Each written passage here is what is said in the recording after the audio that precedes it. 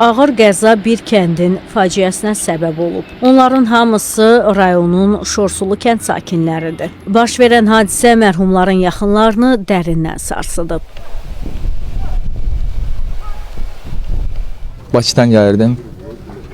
Gəldim və yolda gördüm ki, bacaqlar avariya edib. Dayandım orada.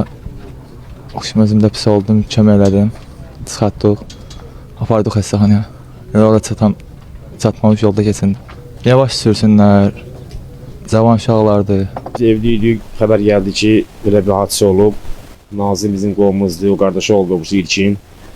İkisi də elə orada yerini keçirmişlər. Gecinin kömək keçdiyinin kəndini elin köməyi ilə dəfn elədik. Kəndimiz ağır faciədir.